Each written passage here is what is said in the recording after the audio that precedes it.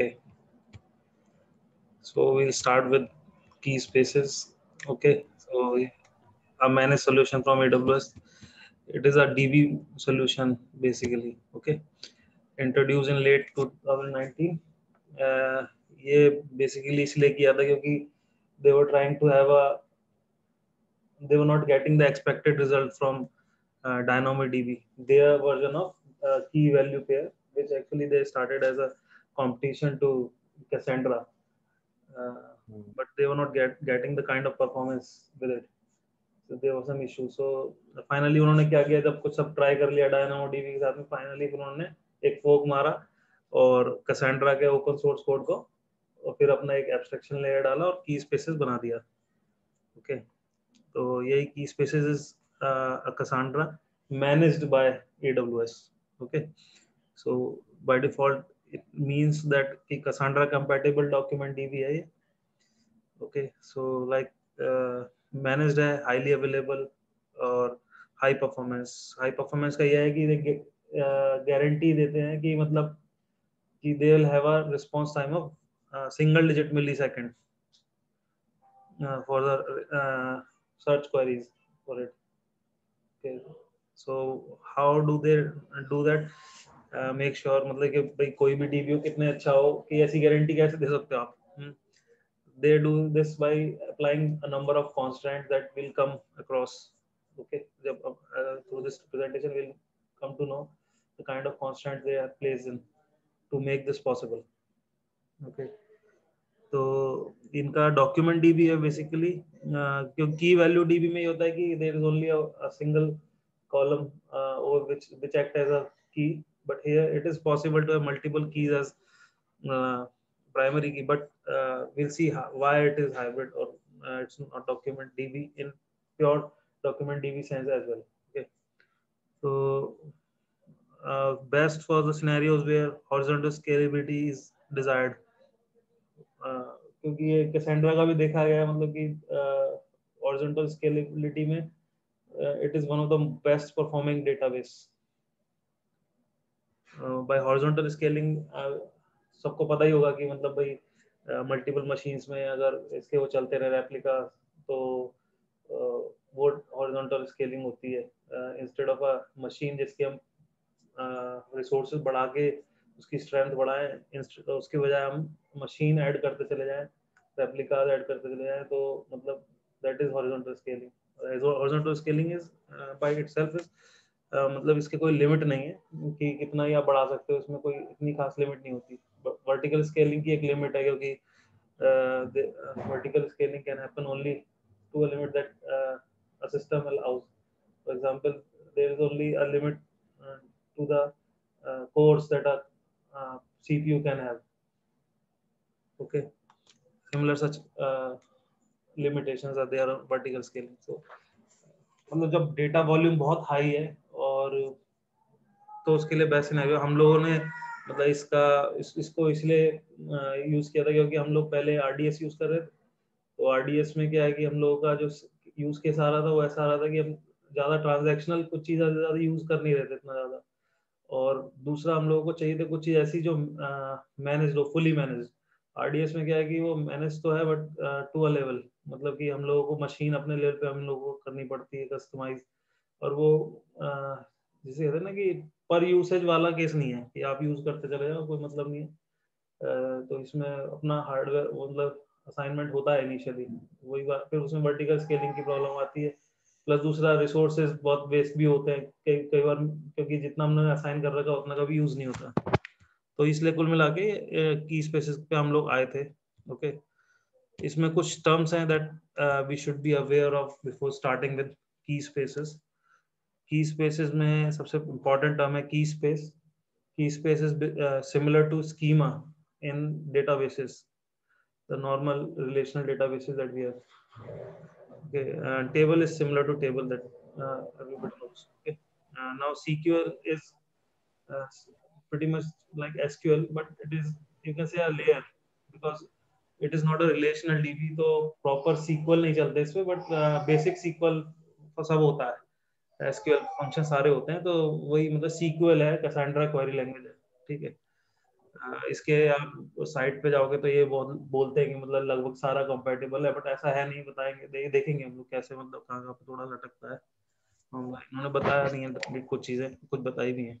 Okay, तो जैसे primary की इसमें है, प्राइमरी की नॉर्मली जो होता है आइडेंटिफाई करने के लिए होता है रो को उसमें से, डेटा सेट में से, but here primary key is a combination of two keys, partition key plus optional clustering key. By optional I mean that primary key should have partition key और कैन हैव क्लस्टरिंग की, क्योंकि ये वही है कि distributed database है, तो मतलब इसमें क्या होता है कि आपके क्लस्टर जो होता है वो भी मल्टीपल हो सकते हैं। इन्होंने मतलब नोड्स भी होती हैं, तो नोड्स जो किस नोड पे है वो पार्टीशन की के थ्रू पता चलता है, और क्लस्टरिंग की के थ्रू पता चलता है किस क्लस्टर पे है। ओके, फिर नेक्स्ट आता है कंसिस्टेंसी लेवल और लाइट वेट ट्रांजेक्शंस। ओके, सो थोड़े ज्यादा मतलब बड़े टॉपिक है, इनके लिए मैंने अलग से थोड़ा डिटेल में समझाने की कोशिश करता हूँ कि मतलब कंसिस्टेंसी लेवल क्या है। बेसिकली कि जब हम राइट कर रहे हैं, रीड कर रहे हैं, तो ऑपरेशन करते हैं, तो किस लेवल तक कंसिस्टेंसी होगी डेटाबेस की। मतलब for example in read only, consistency for read we have three type of consistency level, one local, one and local quorum। okay, तो डिटेल के लिए हम यहाँ भी आ सकते हैं, इनका डॉक्यूमेंट यहाँ पे।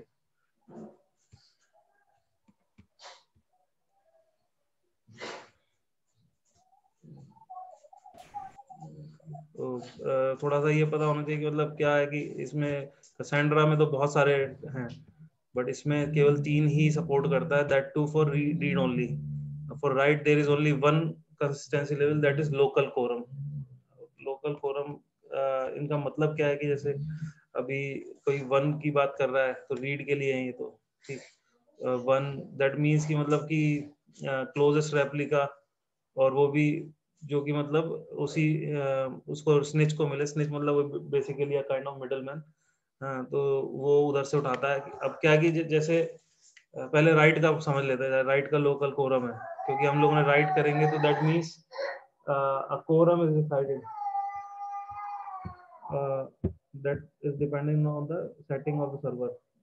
जैसे यहाँ पे हम देखेंगे application factor divided by 2 plus 1, that is you can see that sum of application factor expression इनकी कैलकुलेशन है। ये थोड़ा मतलब डेवऑप्स वाला पार्ट है, तो इतना हमें कंसर्न नहीं होगी, basically it is a manage server, so we are not concern with it, but we should know that by local quorum it means that all the nodes in that all the replicas within a node in a data center should have got the values written to the tables, and only after that an acknowledgement is sent that the value is written, otherwise it is still kind of a incomplete state।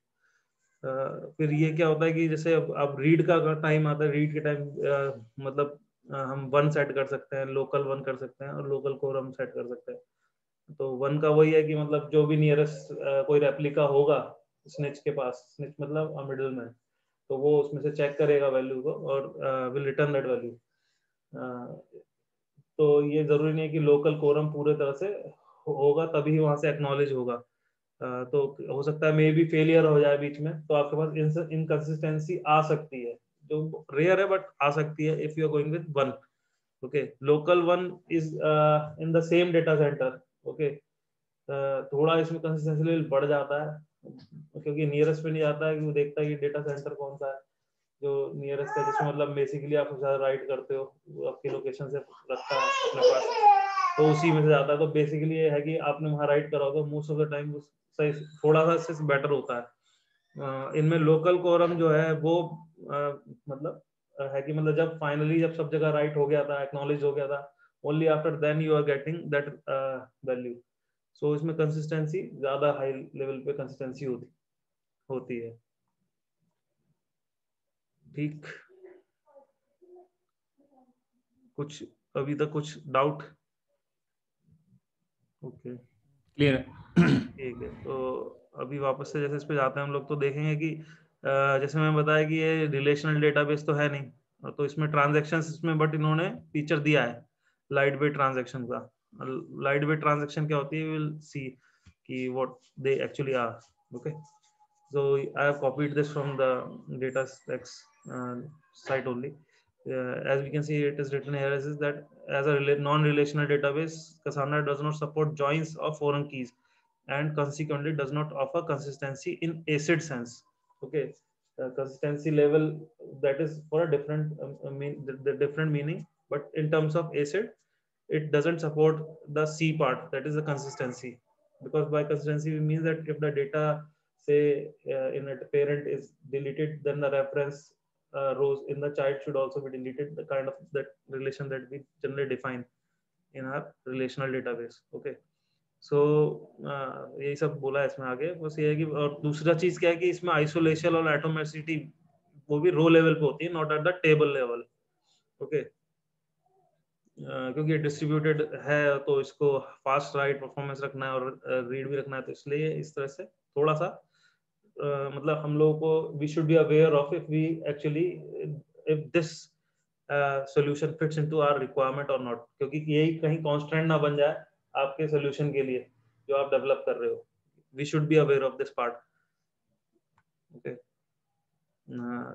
मैंने क्या किया कि most of the cases में क्या है, जहां से भी मुझे लगा कि थोड़ा अगर डिटेल में जाना है तो आप जाके यहाँ से देख सकते हो। ठीक है, तो मैंने इसी में ही ऐड कर दिया लिंक, जहाँ से मुझे लगा कि best explanation.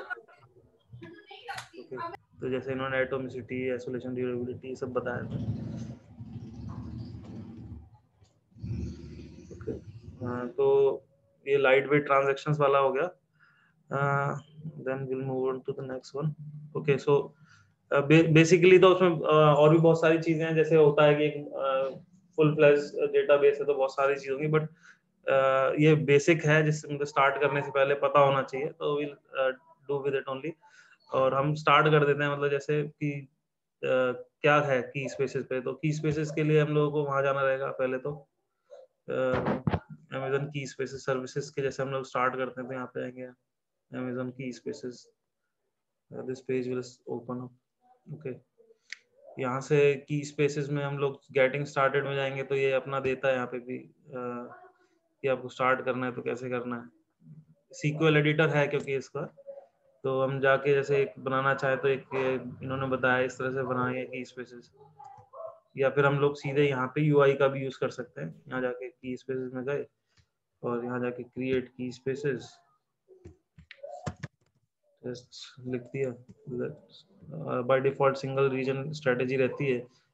Last time I check that we actually cannot modify this part, so these are the kind of constant that AWS has made so that we cannot actually do configuration which might hurt the performance, because their end goal is that single digit response is guaranteed, since it is written in a kind of, you can say SLA kind of thing, that they have agreed that it will always have a single digit millisecond response. So these are the kind of response constant they have applied. Okay, so like we are simple, it's very simple। यहाँ पे create करेंगे, वो अपना creating a रहा है, वो create हो जाएगा। ओके, तो फिर आगे जैसे बढ़ेंगे तो हम लोग इसको लिमिटेड रखेंगे, इसमें ज्यादा वो फिर कुछ फायदा नहीं है इसे। तो जैसे हम लोग यहाँ पे we can create a table here. Okay, it's simple by using UI. We are using the UI only. We could have used the SQL editor directly, but we are going with the UI part. Okay, तो यहाँ पे table name जैसे रखा हमने, इसका भी नाम test रख ले रहे हैं। कॉलम नेम ID, इसके लिए हम बिग इंट रख लिया कि इसमें वैसे बहुत सारे डेटा टाइप्स हैं supported, as you can see। Data type का भी है कि जैसे कई लोग कसांड्रा से अवेयर होंगे तो उसमें यूजर डिफाइंड डेटा टाइप भी होता है। मे बी सब जो अवेयर नहीं है तो उनको बता दूं कि यूजर डिफाइंड डेटा टाइप वो है कि मतलब आप अपना, जैसे जावा में जो लोग अवेयर रहते हैं या किसी क्लास में ऑब्जेक्ट्स डिफाइन करते हैं, तो हम उसको पूरा का पूरा एक डेटा टाइप डिफाइन करके हम लोग डिफाइन कर सकते हैं, ये मेरा डेटा टाइप है, इसमें ये फलाना फलाना फील्ड है, और इसको भी मैं ऐसा डेटा टाइप डिक्लेयर कर सकता हूँ कसांड्रा में। बट इन्होंने जो कॉन्स्टेंट अप्लाई कर रहे हैं उसकी वजह से हम यहाँ पे भी यूजर डिफाइंड डेटा टाइप नहीं यूज कर सकते। जैसे UUID भी है, बहुत सारे हैं, मतलब इसमें बहुत सारे डेटा टाइप्स हैं, मतलब जनरली आपके जो यूज केसेस हैं सब फिट हो जाते हैं इसमें, बहुत रेयर है कि आपका फिट ना हो। अब एक और कॉलम ऐड कर ले रहे हैं, जैसे टेस्ट है तो क्या टेस्ट कर रहे हैं, मतलब की स्पेस टेस्ट क्या रखना है, तो कुछ भी रख ले रहे हैं। फर्स्ट नेम लास्ट नेम ही रख लो भाई। फर्स्ट नेम सबसे ऑब्वियस। फर्स्ट नेम रख लिया, चलो ठीक है। तो ये मतलब एक ही बना ले रहे हैं इसमें, चलो एक और बना ले रहे हैं लास्ट नेम। ओके, तो पार्टीशन की सिलेक्ट करने के टाइम पे हम लोगों को ध्यान देना होता है, ये थोड़ा सा मतलब अगर यहाँ पे जाएंगे, जैसे मतलब मैं बताना चाहूंगा आगे चल के जैसे डेटा मॉडलिंग में, कि ये बेसिक पता होना चाहिए, क्योंकि हम लोग जब भी किसी डेटाबेस में जा रहे हैं we should be aware of the basics of the data modelling of that.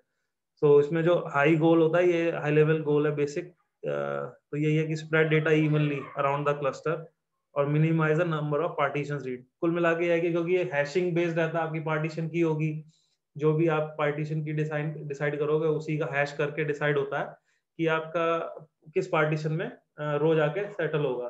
तो फिर जब रीड करते हो तो जब आप सर्च कर रहे हो तो इसलिए मतलब फिर ये बहुत डिपेंड करता है कि मतलब जैसे आपने रीड किया, when you are performing a read, so you should be aware of what kind of reads that you are going to perform. So इसकी basic philosophy यही है कि you define your tables as per the queries that you are going to fire.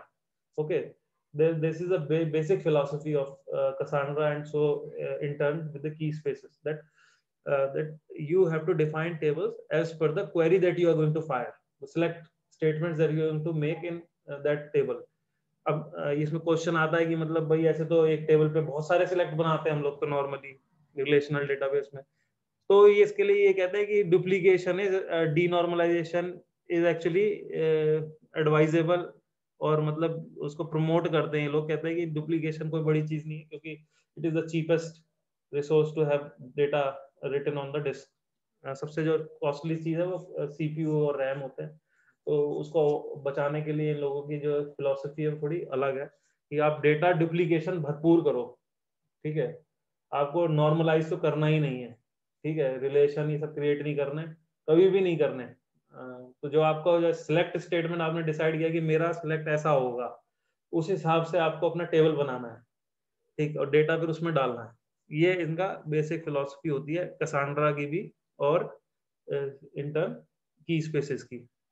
सो हम लोग जैसे इसमें अब हमारा तो सिंपल, अभी तो कोई इतना यूज केस था भी नहीं दिमाग में तो अभी तो ऐसे ही बस ये डेमो देख रहे हैं, तो इसमें देख ले रहे हैं कि कुल मिला के जैसे ये एक ऐड कॉलम करा, उसमें फिर हम लोग पार्टीशन की सिलेक्ट करनी है, तो हम लोगों ने पार्टीशन की इसमें सीधे आईडी को ही सिलेक्ट कर लिया, ठीक, और बाय डिफॉल्ट जब नाम रखा आईडी तभी समझ में आ गया होगा this is going to be the one. और एड क्लस्टरिंग कॉलम ये ऑप्शनल है, चाहे तो कर सकते हैं, क्योंकि मतलब फिर ये वही सॉर्टिंग वॉटिंग में यूज होता है क्लस्टरिंग के लिए। तो अभी तो कोई जरूरत इतनी है नहीं खास की, ठीक है, आगे चलते हैं। इसमें जैसे ये फीचर है enable point in time recovery, if we take this one that it means कि मतलब हमारा जो टेबल का बैकअप है वो बिल्कुल इन टाइम होता है, we can get the exact snapshot of the database with minimal loss of data, you can say almost negligible loss of data, you will have the tables backup with you, okay, so this, since we are only going to test it और सब चीज का पैसा लगता है, so we are going to disable this one. So this is the kind of query that is going to get generated down, you can see. So इसको पे पर रिक्वेस्ट और थ्रूपुट मॉडल रखा है इसमें, तो इस primary key is ID, okay, तो अब मैं क्रिएट कर दूंगा टेबल तो it will get created, simple, इसमें ज्यादा कुछ इतना टेक्निकल कुछ है नहीं, जो इम्पोर्टेंट बात है वो बता दी मैंने कि data modelling is most important thing, कि आपको ये सोल्यूशन इसलिए भी अच्छा लगा मुझे कि मतलब इसमें सिंप्लिसिटी है, आप समझना चाहो तो, मतलब अगर आपका ट्रांजैक्शंस बहुत ज्यादा नहीं है, आपके ट्रांजैक्शन बेस ज्यादा नहीं है, तो it is a good solution, क्योंकि चीप भी बहुत पड़ता है, क्योंकि आप पे एज पर यूज है, और परफॉर्मेंस इसकी प्राइसिंग प्राइसिंग प्राइसिंग क्या है सर? प्राइसिंग प्राइसिंग तो यही है कि मतलब जाके देखना एग्जैक्ट ऑन टिप्स नहीं है, it's not on my finger tips, but we can check key spaces. जैसे ऑब्वियसली जो कॉम्पिटिटर्स है वो डायनामो है, तो I think that is a point की हाँ, डायनामो से चीप है काफी, हमने एक बार चेक भी किया था, एग्जैक्टली मुझे याद नहीं है इसका। जैसे स्टोरेज का चार्ज तो इसका ये है कि पर जीबी इतना चार्ज करता है ये, और ऑन डिमांड, बट जैसे ये रीड रिक्वेस्ट इज पर मिलियन रिक्वेस्ट रीड है, इतना इतना ये पर राइट रिक्वेस्ट है। राइट रिक्वेस्ट यूनिट्स यहाँ पे थोड़ा ये ठीक है, मेक सेंस। 10 लाख रिकॉर्ड के लिए तो इनफ, मतलब रीजनेबल प्राइस है। हाँ, मतलब हम लोगों ने शायद कंपेयर भी किया था इसका, तो उसके साथ में डायनामो के साथ में, तो बिल्कुल बहुत चीप था उसके कंपैरिजन में ये। तो परफॉर्मेंस वाइज भी है, मतलब इसकी जो एक जैसे इनकी साइट पे जाएंगे, you can go there. Even मेरे को लगता है जो मतलब इवन अगर कोई सेल्फ मैनेज्ड कैसेंड्रा भी लेते हैं उससे भी काफी ज्यादा सस्ता है। मतलब हाँ, सेल्फ मैनेज्ड में तो उससे अल्टीमेटली तो आपको बहुत सस्ता है। नोड और क्लस्टर सेटअप करने हाँ, पड़ेंगे। उसमें बहुत आपको फिर भी थोड़ा बहुत डेवऑप्स में घुसना पड़ता है, और दूसरी चीज उसमें आपको रिसोर्सेज एक रखनी पड़ती है मिनिमम। ये नहीं है कि you are paying as per usage, ऐसा होता है जैसे इन आर सिनेरियो वॉल्ट जो है हमारा, ऑनबोर्डिंग के time we are generally tackling handling like millions of requests in terms of while onboarding we are having millions of write happening, but on normal day it is like we are having one or two write only. Okay, so in that scenario we would be paying like for a whole resources while we need only that for 2 or 3 days or maximum 7 days a month. Okay, so that way also it is very cheaper when we are comparing it with the managed one. जैसे data stacks provide कराता है extra नाम से, अस्त्र कह लें Hindi word, extra है उनका डेटा स्टैक्स का मैनेज सॉल्यूशन है कैसेंड्रा का। सो परफॉर्मेंस में भी आप देखो, जैसे इन्होंने खुद क्लेम किया यहाँ पे कि single digit response time at any scale. ये मतलब बहुत बड़ी चीज है कि आपको रीड में ये गारंटी मिल रही है। बस आपको ध्यान क्या रखना है, जैसा मैंने बताया कि while you are designing your model you should keep the kind of select that you're going to make in your mind. Okay, चलो वापस से वहीं आ जाते हैं एक बार आप जो कर रहे थे, ठीक, डेमो पे। ये टेबल जैसे बन गया अपना, सिंपल है, we can go there and now in this query editor we are going to go, it is by default this table is going to come, we are going to run this query, we have not entered anything, get nothing back. Okay, so this is how we can create a table. Okay, and जैसा हम देखेंगे यहाँ पे कि इन्होंने, ये क्यों आ जाता है बार बार बीच में,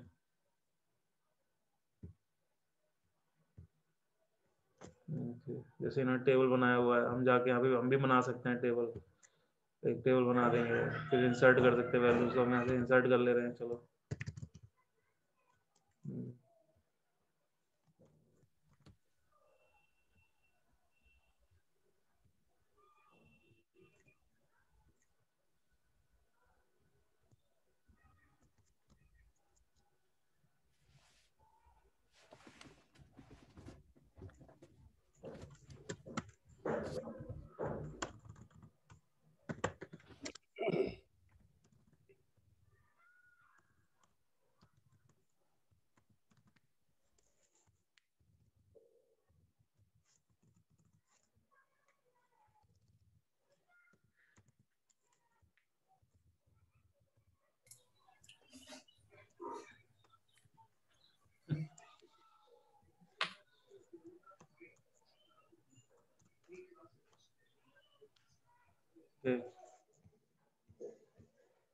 चलो सक्सेसफुल भी हो गई।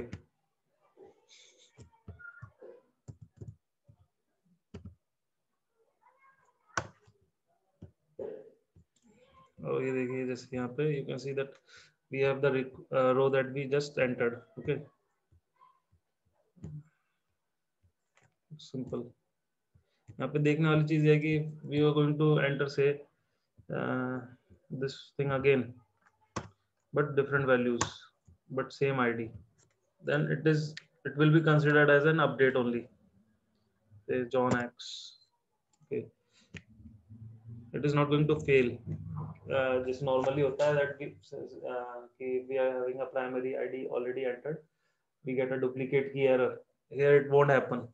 It will simply override that value. Okay. So there are a few things that we have to keep in mind while working with it. In general, it is a very simple solution to work with, but since, as you can see that now we have John X here. Okay. कि जो scaling रहेगी इसकी execution time की, मतलब it won't increase. जैसे अभी 35 millisecond आ रहा है, वो तब चाहे 1000 रिकॉर्ड भी आए तो भी वही आएगा. हाँ, वो मतलब हमने देख लिया कि हम लोगों को तो टेस्टेड है क्या कि मतलब कभी भी कोई फर्क ही नहीं पड़ता है कि no matter how much records you have in the date table, your performance remains the same.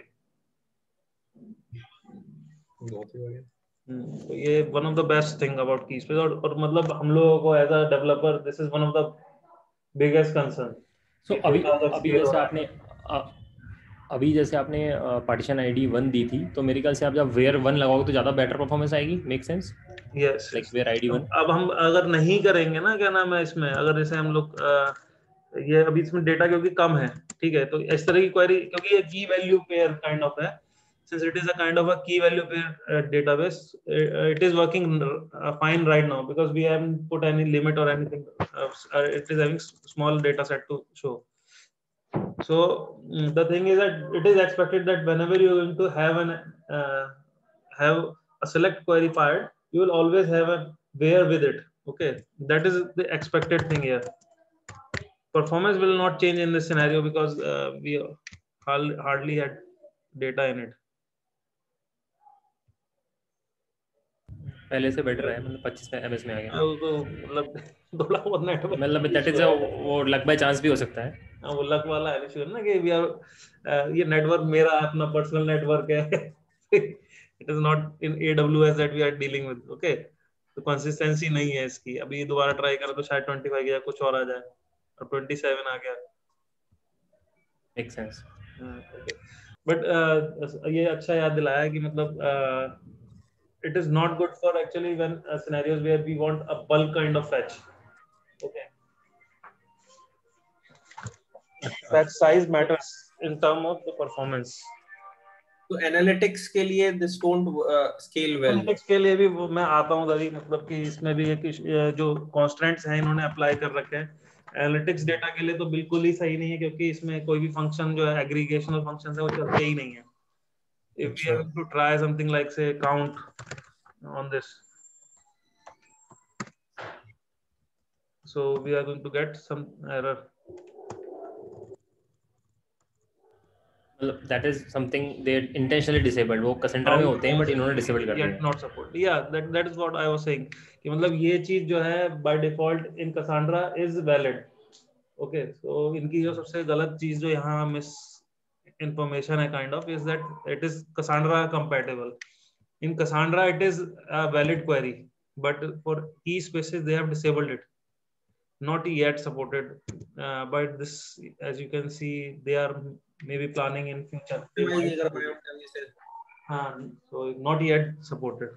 So for now you can say that it's not good for aggregational data. Okay, aggregational form of use cases. तो फिर मैं इसमें अगर if we don't have, मतलब जो अगर हमारे पास primary और पार्टीशन आईडी नहीं होगी तो सॉर्ट ऑफ इसका जो यूजेज है बहुत लिमिटेड हो जाएगा, बिकॉज़ हम उसी पे काम कर पाएंगे. मतलब आपको मैं वो बोल रहा हूँ ना कि काइंड ऑफ की वैल्यू पेयर जो डायनामो डीबी में जैसे आप जहां जाते हो, तो डायनामो डीबी हो गया, या फिर मान लो आप कसांड्रा में भी जा रहे थे. ठीक है, कसांड्रा में क्योंकि बेसिकली कोई एग्रीगेशनल डेटा के लिए नहीं जाता है, जो जनरल यूज केस है उसका. बट फिर भी कसांड्रा नहीं छोड़ो तो कम से कम जो की वैल्यू पेयर डेटाबेस जो है उनके लिए तो ये बेस्ट रिप्लेसमेंट है, जो सिनेरियो आपका अगर की वैल्यू बेस्ड है. दूसरी चीज आप मॉडलिंग इस तरह से कर सकते हो अपने डेटा की. अब जैसे हमारा सिनेरियो था कि उसमें we were having files and archive IDs, और उसके साथ में एक archive ID was linked with different kind of states, कि सबकी अलग अलग स्टेट हो सकती है, कभी की स्टेट में कभी की स्टेट में फील्ड हो सकता है, प्रोसेस हो सकती है.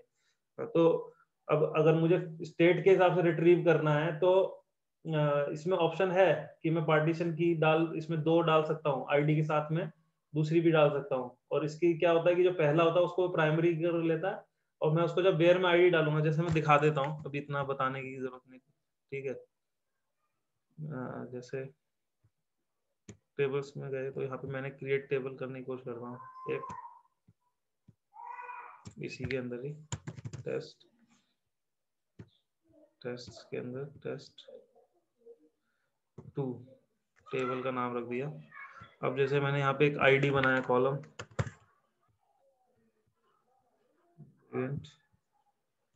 और अब मैंने इसके अंदर एक स्टेट करके एक टेबल बना दिया है, ये एस्की टाइप छोड़ दिया, ठीक। अब एक और डाल दिया इसके अंदर, कुछ भी वही नेम डाल दिया, ठीक। तो अब मैं इसमें चाहता हूँ कि मेरा जो सर्च है, क्योंकि इसमें वेयर आप you can not put where, अगर मैं चलो मैं दिखा देता हूँ, जैसे अभी उस वाले में एक क्वेरी का फायर करके, कहाँ गया वो यार, एक सेकेंड वेट करो, उसमें एक क्वेरी फायर करके दिखा देता हूँ कि क्या होता है अगर मैं इस वाले टेबल पे वेयर फायर करता हूँ एक्सेप्ट द पार्टीशन की that I had created,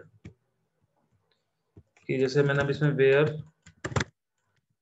first name डाला कुछ, first name is equal to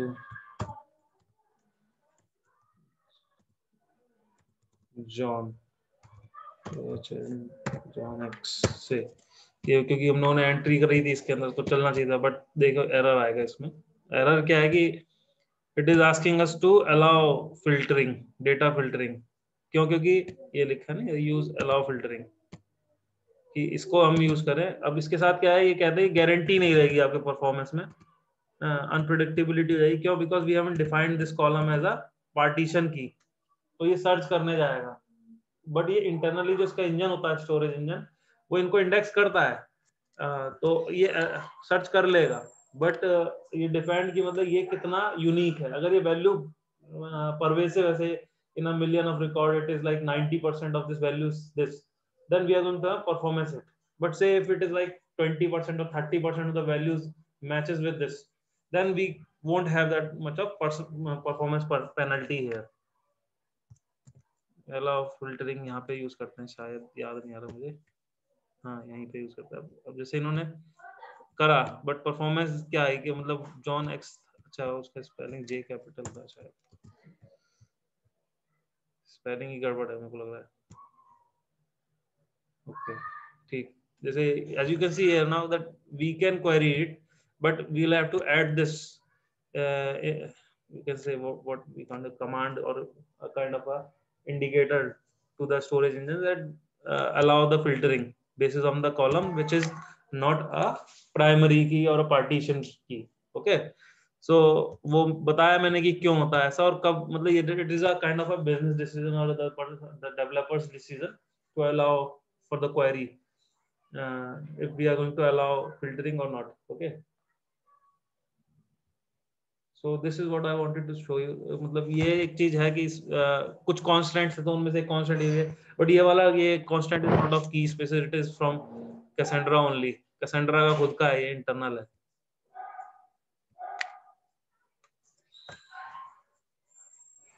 okay, तो जैसे अभी इसमें एक और चीज है हम लोगों को ध्यान रखना होगा कि while working with it, कि इसे कि जैसे टेस्ट टेबल था ये, इसमें अगर हम लोगों को कोई कॉलम डिलीट करना है तो वो पॉसिबल नहीं है। We can add column but we can not delete column. Okay, edit column,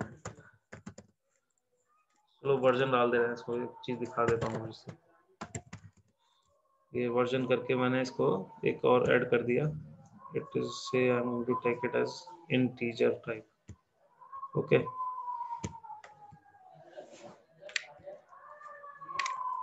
once this is updated we can again query this table.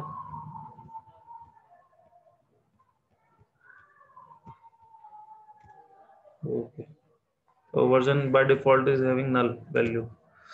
Say again, say we were again firing those values into it, the insert ones, कहाँ गया भाई?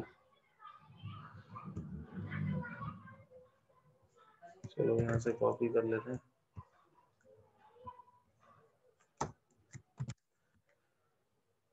John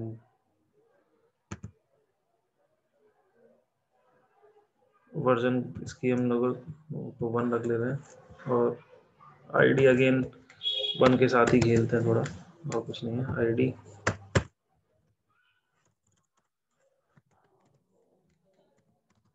name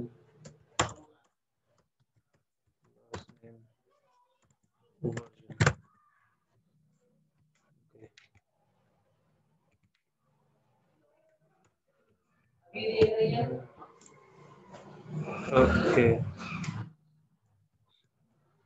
So we are going to get if we have not created the table yet.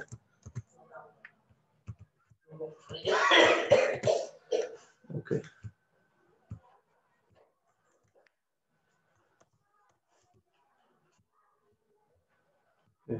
यहाँ पे चल गया वो। So अब हम चेक करेंगे, then we will see that we have this value added to it.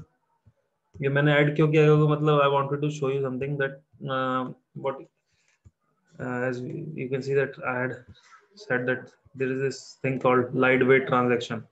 Okay, so lightweight transaction क्या है कि मतलब रो लेवल ट्रांजैक्शन है कि से फॉर एग्जांपल मुझे ट्रांजैक्शन मैनेज करना है कि मतलब कोई वैल्यू अपडेट करनी है, क्योंकि हमने देखा कि इसमें इंसर्ट और update is pretty much the same, तो हम लोग चेक लगा सकते हैं। जैसे मतलब यहाँ पे अब हम अगर इंसर्ट करने जा रहे हैं और हम अगर यहाँ पे ये लगा देंगे कि if version is more than से 0 तभी अलाउ करो, ठीक है। ये क्या कह रहा है,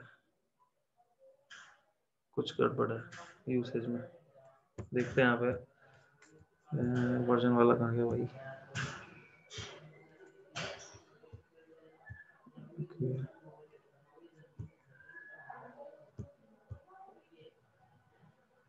गीक्स बोला हुआ था ये।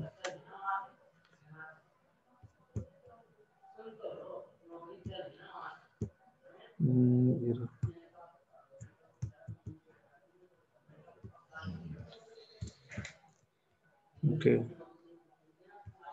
जैसे यहाँ पे हम देख लेंगे, यहाँ पे इफ नॉट एग्जिस्ट का इन्होंने सिंपल यूज किया है। ये वाला चेक कर ले रहे पहले तो, ठीक।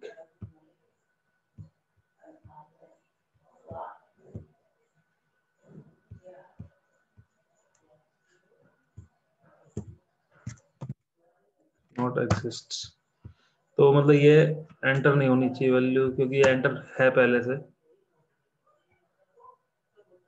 ठीक है।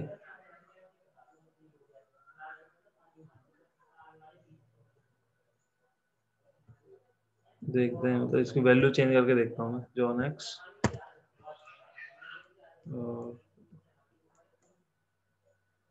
we can see that it's still applied. Okay, this was the one. We can see this the response applied coming as false. This means that there was already a value with ID 1, so we cannot enter anything into it, insert anything new. और ये it is not limited to this if not exist. It's actually quite extensive and powerful here. Okay, it's like we can have okay where if not exists, ये तो नहीं है यार, क्या था?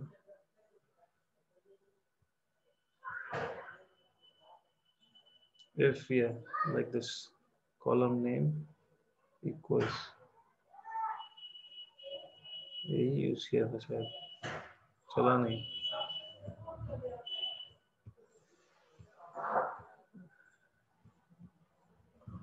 Okay, तो जैसे यहाँ पे if version is equal to 1, जब है तो एंटर करने देगा। ये क्या कह रहा है, वर्जन एक्सपेक्टिंग k नॉट।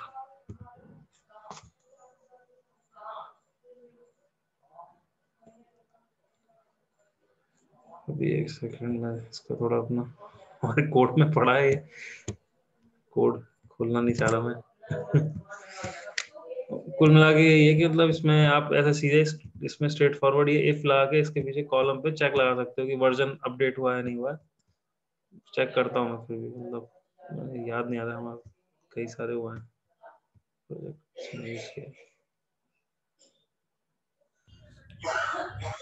ऐसा तो नहीं केवल अपडेट में चलेगा, इंसर्ट में नहीं चलेगा?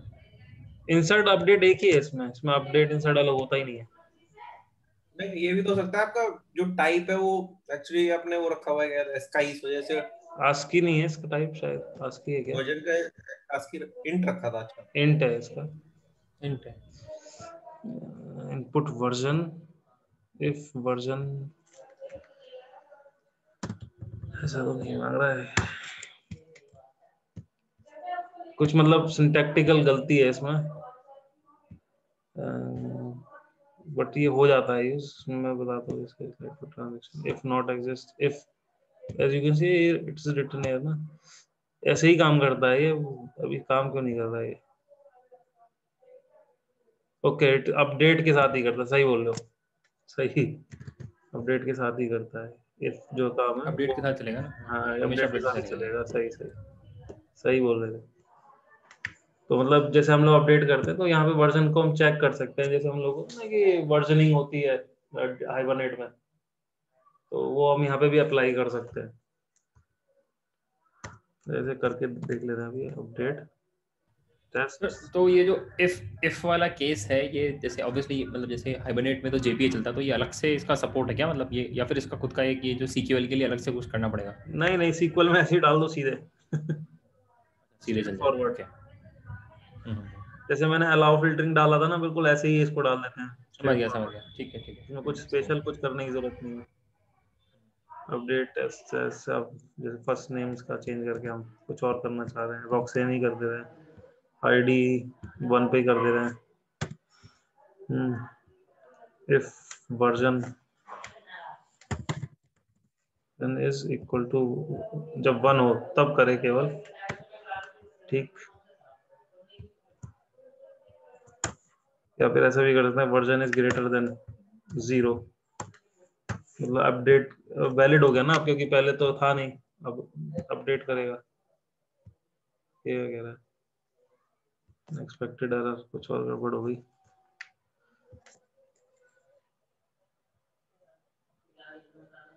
इसके लिए तो दिक्कत नहीं कर रहा है, कुछ और है।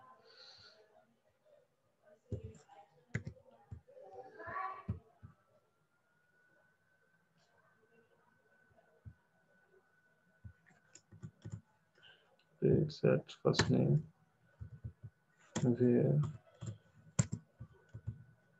if ID is equal to 1 set, सही है क्या?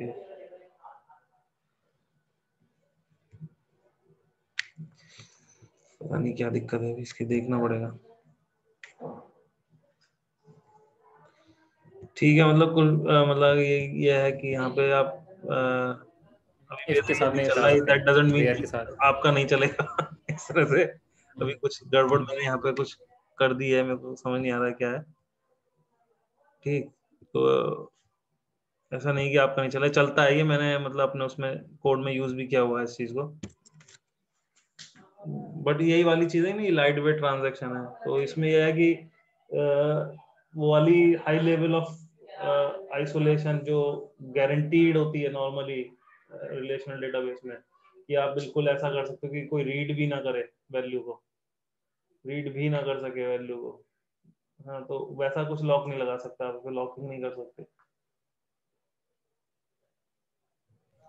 ठीक, तो ये मतलब लो लेवल आइसोलेशन है जो बाय डिफॉल्ट मिलती है हमें रिलेशनल डेटाबेस में, यही हम कर सकते हैं generally. Most of the scenarios हम लोग देखा ही होगा, हार्डली हम लोग कभी भी लो लेवल लॉकिंग पे जाते भी हैं, तो मोस्ट ऑफ द सिनेरियो ये सफिशिएंट है। हाँ, तो इसलिए मतलब इसमें ऐसा कोई इतना बड़ा इशू नहीं है, बट पता होना चाहिए कि this is all that we can do. Okay, जैसे अब इसके बाद थोड़ा देख लेते हैं कि मतलब ये मोटा मोटा हो गया इसका कि एंटर कर लिया, एक्सेस करके देख लिया डेटा। ठीक, अब हम एक बार वो देख ले रहे हैं प्रोग्रामेटिकली।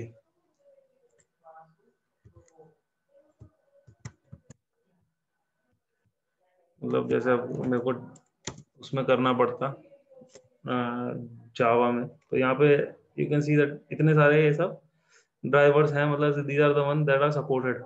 ओके, अपने हम कोड में यूज कर सकते हैं इनको। जावा का मैं देख लेता हूँ। इसके लिए जब हम जाएंगे तो यहाँ पे थोड़ा सा बिफोर यू बिगिन ये वाला जाना जरूरी है यहाँ से हम लोगों को, क्योंकि एक स्टेप है जरूरी करना कि मतलब हम लोगों को पहले यहाँ से निकालनी होगी पैम फाइल परमिशन के लिए, और फिर इसी को यूज करके फिर हम लोगों को एक कसांड्रा ट्रस्ट स्टोर फाइल बनानी होगी। फिर उस ट्रस्ट स्टोर फाइल को हमें अपनी उसमें प्रॉपर्टीज में बताना पड़ेगा व्हाइल इनिशियलाइजिंग आवर सेटअप। तो मैं दिखा दे रहा हूँ जैसे मैंने कर रखा है इधर। बंद तो नहीं हुआ ना अभी, चल रहा है, चलो ठीक है। अभी जैसे यहाँ पे देखेंगे हम लोग कि इधर मैंने क्या किया कि ये बना ली थी एक ट्रस्ट स्टोर कैसेंड्रा की। ठीक, और फिर इसमें मैंने कॉन्फ़िगरेशन जो किया सिंपल था। इसमें सीक्वल सेशन होता है, उसके लिए ये वैल्यूज थी सारी की सारी जो वहाँ पे मैंने दिखाई थी। जब हम ये करेंगे तो इसमें मिलती है हमें ये वैल्यूज, इधर ही जाएंगे तो जैसे ये वाली चीजें इन्होंने कोड भी दिया है खैर इसका कि पूरा पूरा मैंने भी यहीं से कॉपी किया है, अलग से कुछ नहीं किया। तो मतलब कोड इनका अवेलेबल है, मैं दिखा दे रहा हूँ कि मैंने वहाँ पे क्या कर रखा है। फिर सिंपल मतलब वही यूजर नेम पासवर्ड इस समय उसी कसांड्रा फाइल में जो हम लोगों कर रहे थे पैम फाइल ला रहे थे तो मिल गई थी परमिशन फाइल के साथ में, उनको यूज करके फिर यहाँ पे मैं जेकेएस बनाई थी एक ये, फिर एसएसएल कॉन्टेक्स्ट डेवलप किया इसी को लेके, और सिंपल ये मैंने होस्ट नेम पोर्ट और यूजर नेम पासवर्ड जो मैंने वहाँ बनाए हुए थे अपने, वो इसके लिए मेरे को यहाँ मैंने डाला और इस सीक्वल सेशन बन जाता है इसमें। सीक्वल सेशन के भी बारे में थोड़ा जानना जरूरी है कि मतलब एक सेशन जो है एक ड्राइवर ये पूल है, it is not simple session, it is a pool. और एक पूल एक उस पे क्या नाम है हम अराउंड 3000 साइमल्टेनियस क्वेरी मार सकते हैं एक कनेक्शन पे। तो ये कांस्टेंट है, एक कनेक्शन पे हम लोग साइमल्टेनियस 3000 क्वेरी मार सकते हैं। और जो पूल होता है वो बाय डिफॉल्ट 9 कनेक्शन देता है, तो that means that turns out that we can only make 27000 simultaneous request. बहुत कम नहीं है, इट इज मतलब किसी भी नॉर्मल सिनेरियो में भी देखा जाए तो ह्यूज है ये। ठीक, तो वो मतलब फिर भी हम लोग इसको कस्टमाइज करके बढ़ा सकते हैं अगर हम चाहें तो अपने इसको पूल को बढ़ा के साइज को तो बना सकते हैं, क्योंकि एक कनेक्शन की लिमिट है कि 3000 से ज्यादा साइमल्टेनियस रिक्वेस्ट नहीं मार सकता। तो अगर पूल साइज हम कनेक्शन को बढ़ा देंगे तो obviously we can make any number of request simultaneous request. ठीक, तो ये यहाँ पे एक बन गया सिंपल, ये वहीं से क्वेरी सब उठाया मैंने। ऐसे अलग अलग लैंग्वेजेस का अपना अपना है तो इसमें इस डिटेल में जाने में कोई सेंस नहीं बनता। डिपेंडेंसी इन्होंने दी है यहाँ पे, ठीक है, मतलब डिटेल पूरा इन्होंने यहाँ पे दे दिया है कैसे इसमें कनेक्ट करना है। कॉपी पेस्टेड ही है पूरा कोड, ऐसा कुछ अलग से मैंने कुछ नहीं किया इसमें, बस ये कंटेक्स्ट बनाने वाला पार्ट थोड़ा सा मैंने डेवलप खुद से बनाया था। तो ये तो अपना अपना लैंग्वेज डिपेंडेंट है कि आप कैसा बनाना चाह रहे हो। ठीक, फिर अब इसके लिए फिर इन्होंने क्या नाम है, जैसे मैं एक बता देता हूँ, जैसे ये एक टेस्ट स्कीमा मैंने बना रखा है, तो मान लो नहीं है कोई स्कीमा से टेस्ट हुई और मैं अगर इसको फायर करने की कोशिश करूंगा तो it will give an error.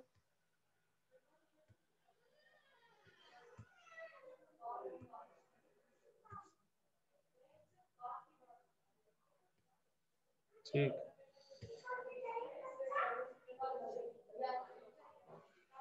अभी एक्सेप्शन आएगी, स्टार्ट हुआ है, आ जानी चाहिए।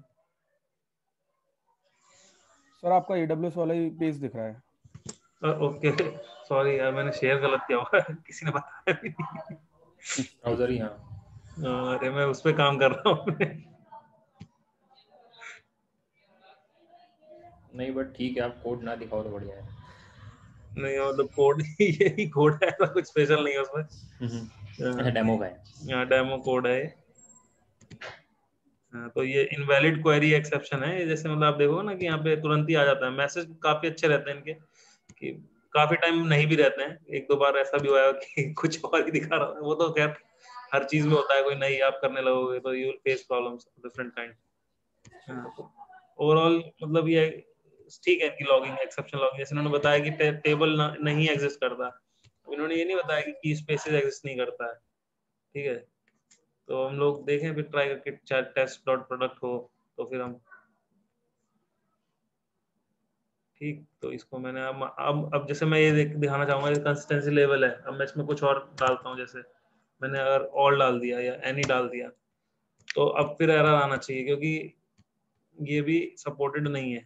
बट मैं इसलिए दिखा रहा हूँ कि मतलब कि एरर आएगा तो यू शुड नो दैट कैसा दिखेगा, क्या होगा, कि ऐसा ना हो कि मतलब कि आप टाइम वेस्ट करो इधर उधर इस चीज में।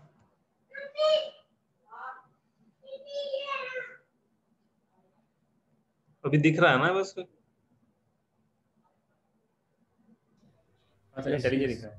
हाँ दिख Yes, रहा है ना Nitin. अभी? बस वही सही है। जैसे अभी है कि consistency level any is not supported, इन्होंने बता दिया supported consistency levels are local quorum बस। ठीक है, क्योंकि हम राइट कर रहे हैं ना, तो लोकल कोलम ही सपोर्टेड है।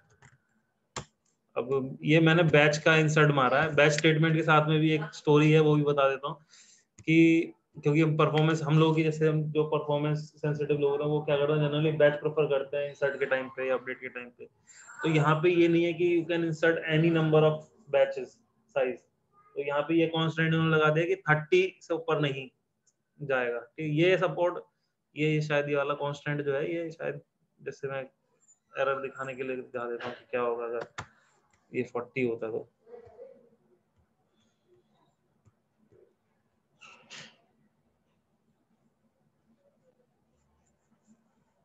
बट मेरे को इतना डिटेल में जाना इससे सही नहीं लगता है, ये इट बिकम्स कंफ्यूजिंग एक्चुअली। तो मैं मतलब थोड़ा ही लिमिटर कर देता हूँ उसको, फिर आगे आप ज्यादा डिटेल में नहीं घुसेंगे।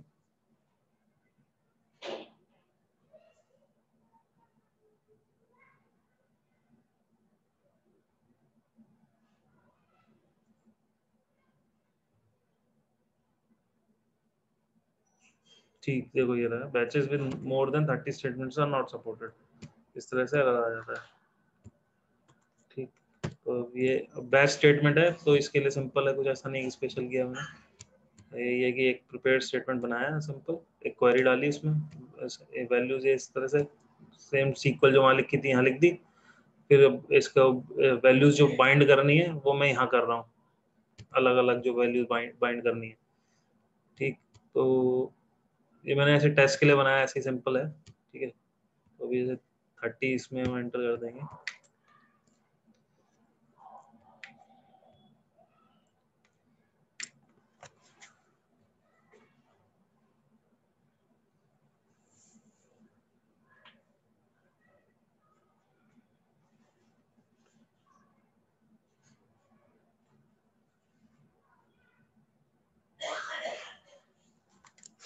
ये टोटल टाइम दिखा दिया इन्होंने कितना लगा है इसमें। ठीक, ये अपना यहाँ पे ये एंट्री हो गई इसकी। ओके, तो क्या दिखाना था मुझे?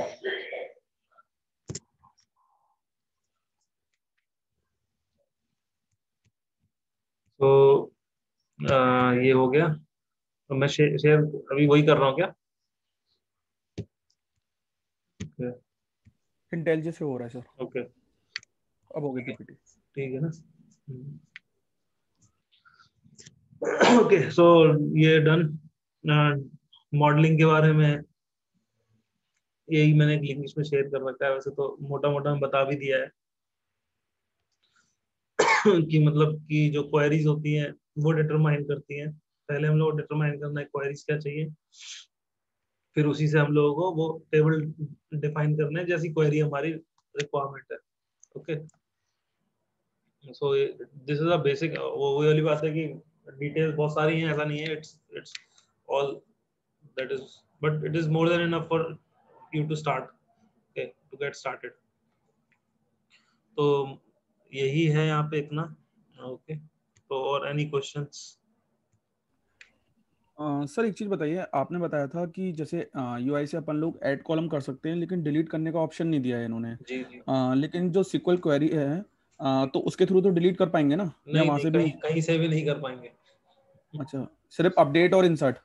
हाँ, अपडेट, इंसर्ट और ऐड कर सकते हो, कॉलम ऐड कर सकते हो, बट वही वाली बात है ना, ये आप जनरली जैसे हमारा एक्सपीरियंस रहा है ओवर द पीरियड, मतलब कि आप जो जैसे डीडीएल वाला पार्ट होता है, नॉर्मली आप क्या करते हो कि वो डीडीएल वाला पार्ट आप यूआई के थ्रू करते हो मोस्टली, ठीक है, क्योंकि वंस इन लाइफ टाइम वाला केस है वो। हाँ, और उसके लिए आप कोड में नहीं डालते उस पार्ट को, ठीक है, जो वो डीडीएल वाला पार्ट है। और डीएमएल में मैंने बता ही दिया कि मतलब उसमें आप ऑल्टर में ऐड कर सकते हो, रिमूव नहीं कर सकते कॉलम को।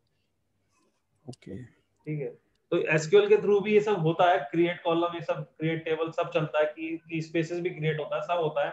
जो जो मैंने दिखाया भी था यहाँ पे कि इन्होंने तो ये मैंने यूआई के थ्रू इसलिए किया कि वो आसान है थोड़ा, और सेंसिबल भी लगता है। वैसे जैसे इन्होंने यहाँ पे जैसे दिखाया ना, ये स्टेप बाय स्टेप दिया हुआ है, इंसर्ट इनटू, सिलेक्ट, ये पूरा ये सब कुछ होता ही है। मतलब यही सेम चीज मैंने दिखाई है आपको, जैसे यहाँ पे कि यहाँ पे क्वेरी मैंने डाली है ना, तो इसी तरह से क्वेरी बन जाती है, इसमें कुछ अलग कुछ नहीं है, ठीक है। तो मतलब एक चीज और बता देता हूँ, जैसे डेटा, ये ड्राइवर ओपन सोर्स है कसांड्रा, तो इसमें कोई जेपीए नाम की कोई इतनी इंपॉर्टेंट चीज है नहीं, कोई बड़ी चीज इन्होंने बना रखी है। एक जेपीए के ड्राइवर भी है, यूज करना चाहे तो कर सकते हैं। मैपर जिसे कहते हैं, ये बस मैपर बोलते हैं, और सही में मैपर ही है, क्योंकि उसमें ज्यादा कुछ फंक्शनलिटी है नहीं। हाँ, तो वो यही है, जैसे ये मैपर बनाया हुआ है, ये देख लो आप, ये डाउ फैक्ट्री एनोटेशन यूज करके डाउ की स्पेस लिख दिया ये, ठीक, प्रोडक्ट डाउ, इससे ये प्रोडक्ट है, इसके पार्टीशन की ऐसे, मतलब ये जो हम लोगों को हाइबरनेट की आदत होती है कुछ लोगों को, उसके लिए है, बट ये बहुत लिमिटेड है, इसमें बहुत सारी चीजें हम नहीं कर सकते। ओके, जैसे आप देख रहे हो, insert if not exist true लगा दिया यहाँ पे, कंसिस्टेंसी लेवल भी यहाँ पे एट्रीब्यूट से थ्रू है, बट बहुत सारी चीजें नहीं कर सकते। जैसे मैंने अपने ओवर द केस जो डेवलपमेंट किया, तो समझ में आया कि it is not that useful, इसमें बहुत सारी लिमिटेशंस है। तो ये मैपर वाला जो है इतना यूजफुल नहीं है, आप सीधा वही जेडीबीसी स्टाइल में पहुंच जाओ, पूल बनाओ कनेक्शन का, और फिर सीधे यूज करना शुरू कर दो।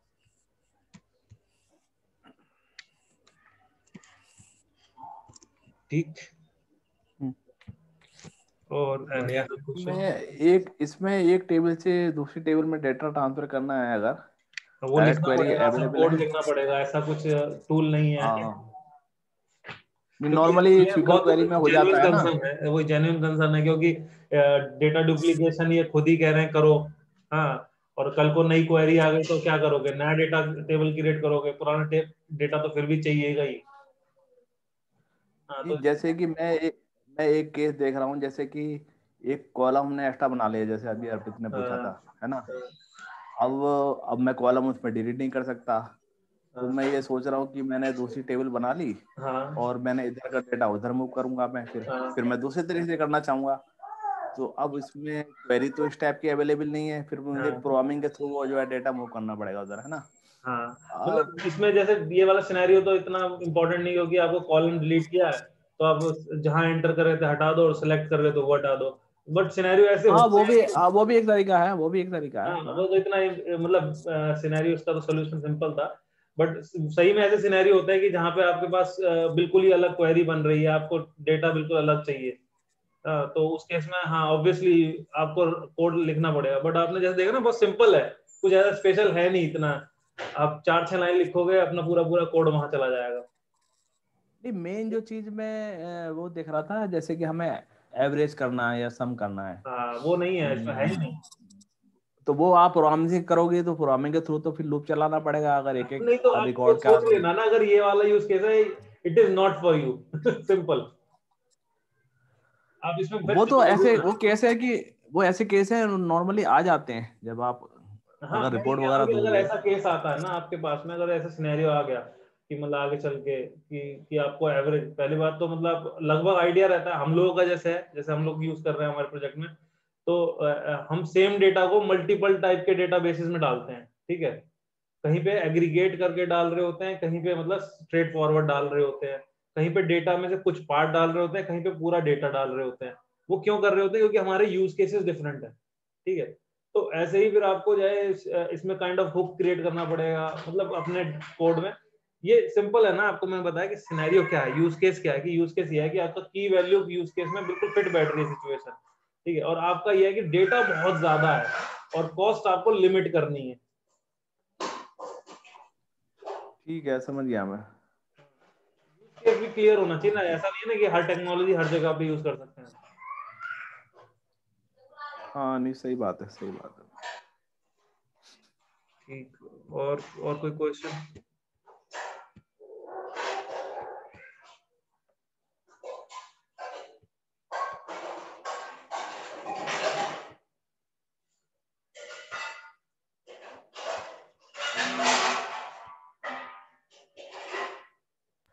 ठीक है, मेरे ख्याल से क्लियर है।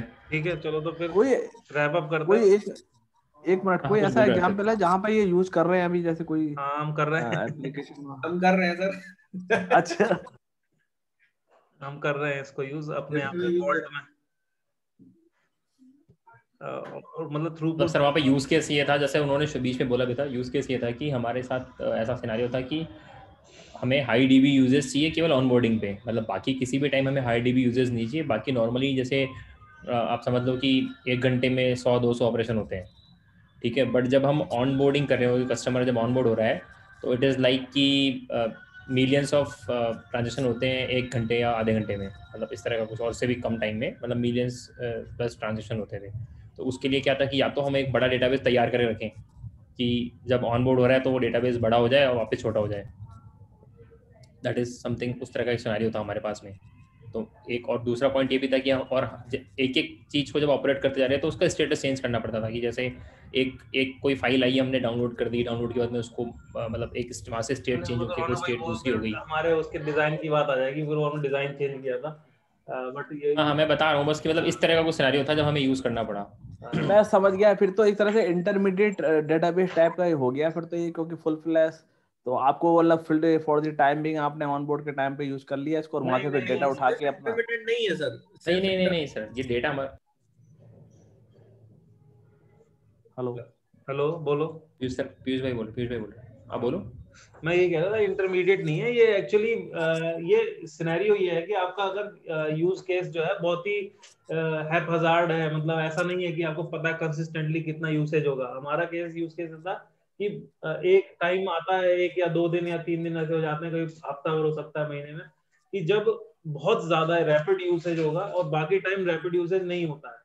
तो हम लोग फिर डेटा, अगर हम लोग डेटाबेस पूरा सेटअप करके रखते हैं तो उसके लिए रिसोर्सेज वो रहते हैं, एक तरह से आप एलोकेटेड रहनी चाहिए हर वक्त, जो कि मतलब फिर काफी अंडर यूसेज जाता है। एक टाइम 100% जा रहा है यूसेज, और एक टाइम क्या नाम है 5% भी नहीं हो रहा है। तो दूसरा ये भी हमें ट्रांजैक्शनैलिटी की जरूरत नहीं थी ज्यादा। हाँ, और हमें ट्रांजेक्शन चाहिए नहीं थी ज्यादा। और दूसरी चीज क्या है कि मतलब हमारा वो वाला केस भी नहीं है कि मतलब हमारा की वैल्यू पेयर भी सूट कर रहा था हमारे केस में। तो इसलिए हमारा ऐसा नहीं है कि एक मतलब डेटाबेस का। आपको कैलकुलेशन नहीं करनी पड़ी है, सीधे सीधे हाँ, डेटा आ तो गया हमने और वो उसका यूज कर सोल्यूशन हमने लिया। पहले ही कर रखा है ना, कि जो एनालिटिक वाला पार्ट है हमने वो सेग्रीगेट ही कर रखा है स्टार्टिंग से ही। वो क्या करते हैं, हम लोग ओके डेटा ओके हमारे ओके, पास आता है तो हम उसे इलास्टिक में बैच करके पहले ही रख लेते हैं। तो वहां पे हम लोगों ठीक का है, जो भी एग्रीगेशनल काम होता है वहां पे चलता है वो। ओके ओके, ठीक है, हाँ, थैंक यू।